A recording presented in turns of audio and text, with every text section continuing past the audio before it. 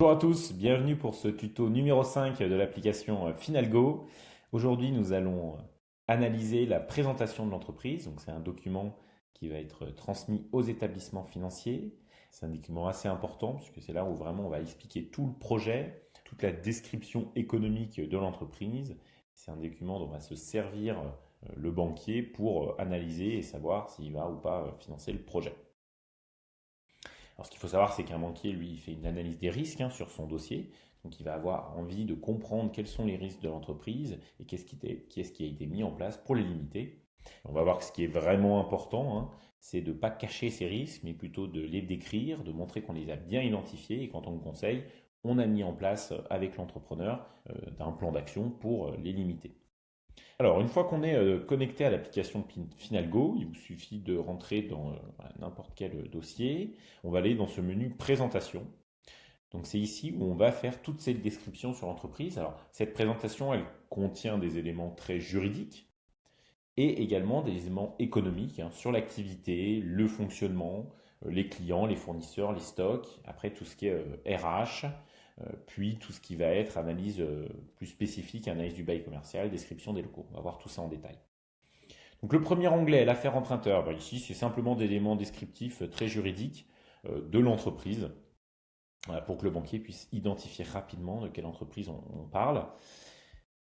Idem pour l'affaire reprise. Dans le cas où il y a une affaire reprise, on peut décrire ici quels sont les éléments d'identification de l'affaire reprise, ou il suffit de cliquer sur non s'il n'y a pas d'affaire reprise dans le projet. Ce qui va nous intéresser un peu plus en détail, c'est vraiment la description de l'entreprise qu'on retrouve ici. On va pouvoir aller rentrer dans les détails de chaque élément, donc notamment tout ce qui est description de l'activité, pouvoir mettre des chiffres clés principaux, un peu d'historique. Ce sont vraiment des éléments d'information euh, qu'on doit tourner pour que le banquier comprenne bien les tenants et les aboutissants du dossier. Alors, petite précision, on n'est pas obligé de remplir chaque case, c'est vraiment laissé à votre jugement professionnel. Donc, s'il y a un élément que vous trouvez pertinent pour le dossier, vous le mettez. Si vous trouvez que ce n'est pas pertinent, je ne sais pas, par exemple, de parler de l'historique de l'entreprise parce que c'est une entreprise en cours de création, eh bien, on ne le remplit pas et ça ne s'affichera pas dans la note de synthèse. Puisque tous ces éléments-là qu'on va remplir vont être ensuite agrégés dans une note de synthèse PDF qui sera envoyée aux établissements financiers. Donc voilà, après ce qu'on vous demande peut-être, c'est d'écrire les heures d'ouverture. Alors j'ai mis n'importe quoi, mais peut-être notamment ça c'est intéressant pour un commerce, combien de temps on ouvre par jour, quels sont les horaires prévus, si ça va évoluer dans le futur. Puis ensuite, on peut avoir une description de la typologie des clients, à savoir est-ce qu'on est en B2B, B2C, est-ce qu'on a des gros clients qui vont une point important dans le chiffre d'affaires. Là, on peut aller assez loin dans le descriptif. Tout ce qui est délai et mode de règlement aussi, qui peuvent être un risque pour l'entreprise. Puis tout ce qui est lié aux fournisseurs et enfin au stock. Même logique, s'il n'y a pas d'éléments intéressants sur les stocks, il suffit de mettre non et on ne remplit rien. Oui, et vous pouvez remplir les informations qui sont disponibles ici.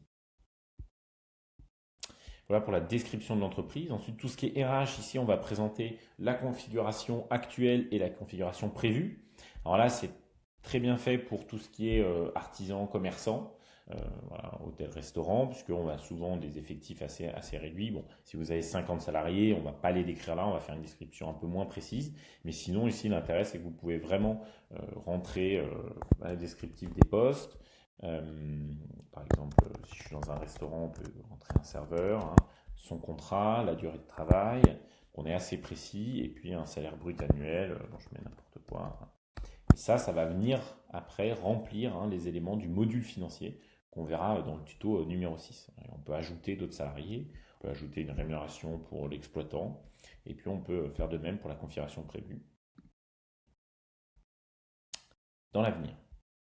Tout ce qui est ensuite analyse du bail commercial, avec toutes les informations importantes du bail, ça il faut dire que dans un cas d'un commerce ou hôtel-restaurant, souvent le bail commercial est un élément clé et il va falloir le décrire pour que le banquier ait toutes les informations en main pour prendre une décision rapide. On est toujours dans cette logique aussi de rapidité et de réactivité. Ce qui est important ici, petit focus sur le dépôt de garantie. Ça, c'est un élément important à ne pas oublier, parce que parfois on a des montants de dépôt de garantie qui sont assez importants. Et quand on a un projet, un entrepreneur qui se lance et qu'on a oublié de financer le dépôt de garantie, souvent ça peut prendre toute sa trésorerie de départ. Donc l'entrepreneur se lance sans trésorerie et l'activité peut avoir du mal après à évoluer.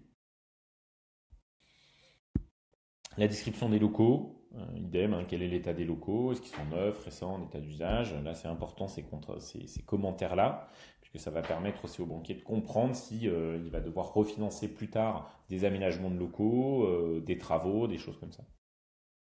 Enfin, on finit avec les relations bancaires, simplement à titre informatif de savoir est-ce que le client travaille dans le cadre d'une entreprise déjà créée, est-ce qu'il travaille déjà avec une banque ou pas, avec plusieurs banques, et est-ce qu'il a déjà des emprunts en cours. Donc là, vous pouvez rajouter autant d'emprunts que vous le souhaitez pour lister tous les emprunts en cours de la société. Ça, on le verra, pareil, ce sont des éléments qui seront importants pour le module financier, pour comprendre quelle part de la CAF est déjà attribuée au remboursement des emprunts historiques et quelle part il nous reste pour les emprunts futurs, enfin les emprunts qu'on est en train de solliciter. Voilà, c'est tout pour ce tuto sur la présentation économique de l'entreprise. Le tuto numéro 6 va parler du module financier. Je vous souhaite une très belle fin de journée et merci d'avoir regardé cette vidéo. Au revoir.